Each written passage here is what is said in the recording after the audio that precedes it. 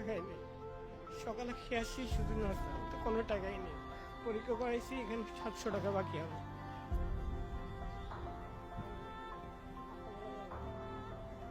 কি কথা?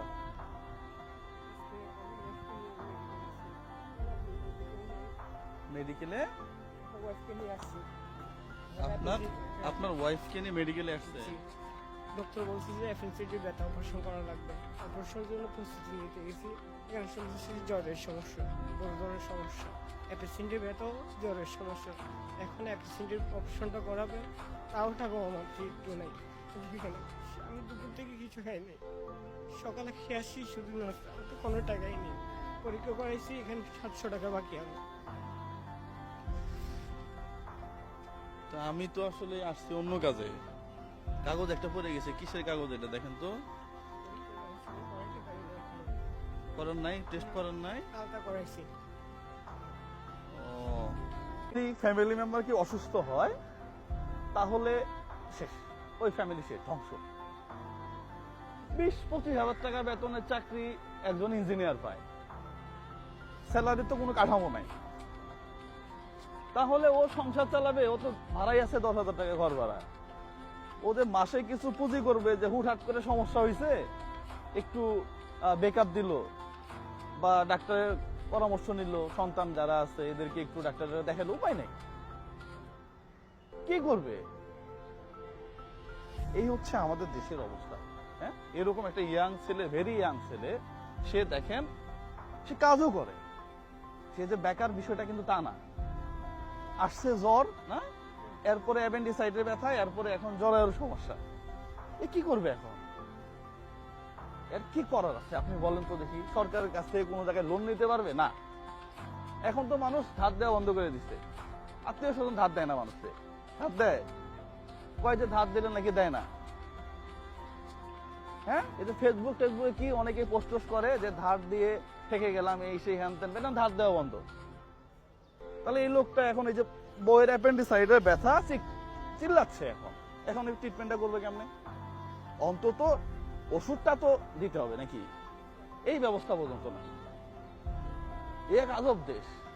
হ্যাঁ, এই দেশের টাকা দেশের বাইরে ভাষায় গরিব মানুষজন আবার কি বলে, ওই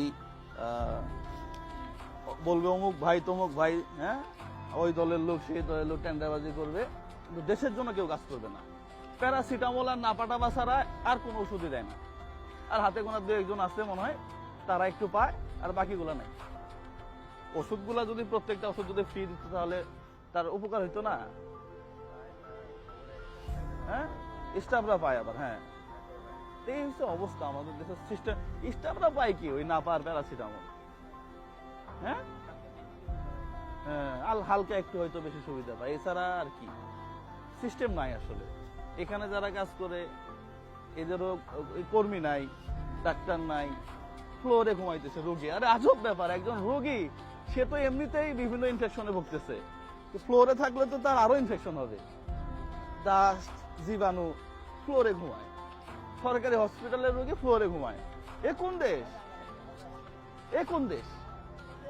1, 2, 3, 4, 5, 6, 7, 8, 9, 10। প্রিয় দর্শক, আমরা রোগী দেখায় টাকা পয়সা উঠাই না, এটা আপনারা মাথায় রাখবেন। বিকাশ, রকেট, নগদ কোনো জায়গায় আমাদের নাম্বার টাম্বার নাই। আবার রোগীও ভাববে যে আমাদের দেখায় টাকা উঠাইছে, আবার অন্য মানুষও ডাউনলোড করে নিয়ে যায় টাকা উঠাবে। এমনিতে পেজের অভাব নাই। হ্যাঁ, এই দিক দিয়ে সতর্ক থাকবেন। 1, 2, 3, 4, 5, 6, 7, 8, 9, 10। 10,000 টাকা এটা দিয়ে আপাতত দেখেন না কি করা যায়। হ্যাঁ, আপাতত ওষুধগুলা কিনেন।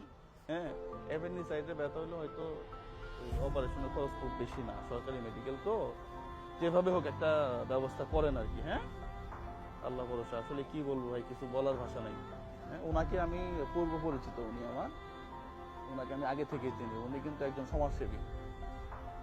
ইফরান ভাই নিজেও একজন সমাজসেবী, কিন্তু আজকে দেখেন মানুষের সেবাই করতো উনি। চট্টগ্রাম মেডিকেলে অনেক পচাগলা রোগী এসে ট্রিটমেন্ট করতে, ভালো করছে। হ্যাঁ, এবং ওই যে ড্রেসিং যেগুলো, হ্যাঁ, এগুলো করছেন না আপনি? ড্রেসিং করছে।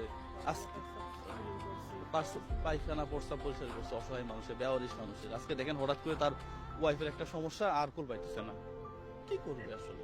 যাই হোক, সবাই দোয়া করবেন তার জন্য, সবাই ভালো থাকবেন, সুস্থ থাকবেন। আসসালামু আলাইকুম রহমতুল্লাহ। আপনার ওয়াইফের সুস্থতা কামনা করি ভাই। হ্যাঁ, আসসালামু আলাইকুম।